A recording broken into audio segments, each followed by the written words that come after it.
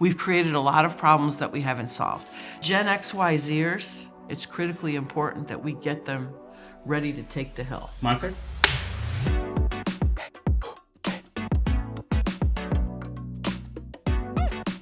Today I sat down with Maria, who works around the world to talk about Miami's future.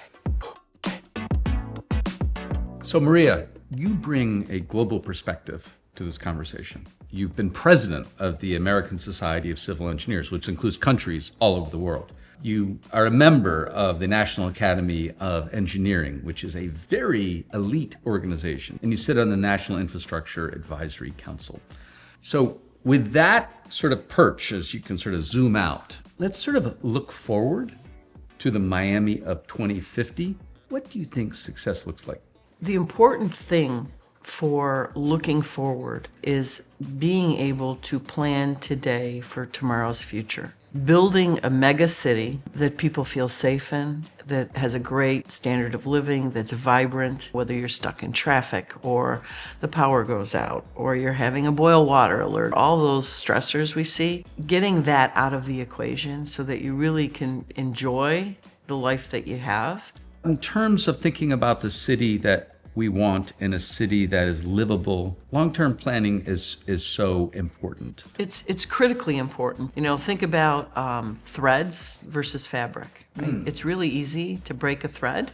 It's not so easy to pick a piece of fabric and rip it apart. And so every little piece and how it comes together is critically important to how it works. We have the tools. We just have to have a mindset that we want to plan it and develop it so it is that place that people want to be. Resilience. Right. What does that word mean to you? Basically durability. That you're building something that is going to succeed throughout its design life into what the intention was in the first place. I think it's really important that we think about it like we do our own personal. You know, you're not going to buy a 10-year shingle if the 30-year shingle is 2% more. You don't buy a car that's the cheapest on the lot if you want to drive it for 200,000 miles. So personally, we already get that. We need to have government do more of that. What are some, for instances, some sort of tangible examples of good investment in resilience? So an example that I think is a great resilient project is in DC. DC Water needed to upgrade their wastewater treatment. It was going to be doubling the size of one of their plants. Fortunately, somebody in the room sat back and said, what's the problem we're trying to solve? And realized that there was an AM and a PM peak. And so they really didn't need to double the size of the plant. So for about 1/10 of what a whole new plant would cost, they built a huge storage facility. And on top of it, put a park right on the Potomac. Wow. So you got kids playing soccer, baseball, the community got something great, and they solved the problem. So we can't always think about building out of the problem. We have to think about, you know, what's the real problem and how do we solve it in the context of the community and the stakeholders.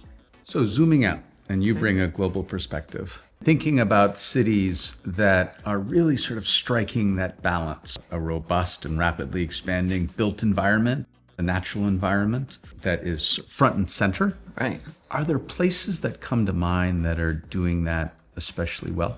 Amsterdam. They've been dealing with rising waters their entire existence. Yep. And they also are doing things like there's autonomous water taxis in Amsterdam. Singapore. They are leading in self-contained buildings, living walls. They're harvesting the rainwater. They're treating it in the building. There's microgrids for the building. They're also looking at how do they use plant material for cooling effect. Those are great examples, and great examples really in the context of Miami. What's Miami's opportunity to be a global leader? I think Miami really has a leg up as far as U.S. cities are concerned because Miami's been looking at this and deploying these types of things probably at least for the last decade, if not the last 2 decades. The love-hate relationship with water started a while back and people said, wait a minute, you know, we're getting impacted regularly. We got to think better. So I think collaborative planning is ahead of the game here. Let's transport ourselves to 2050. What would success ultimately look like? Now, not looking forward, but actually sitting in that future. I think success looks like people have an ease to their lifestyle. The infrastructure goes into the background because you're not yelling at traffic. You're not dealing with a lot of those disruptors that aggravate you about the infrastructure. You cannot build a healthy economy on a crumbling infrastructure. To get incremental things, you're not thinking about long ball. And we want to think about long ball, because when you have that, there's really exciting things going to happen. It's almost like if you think you're thinking big, Think bigger.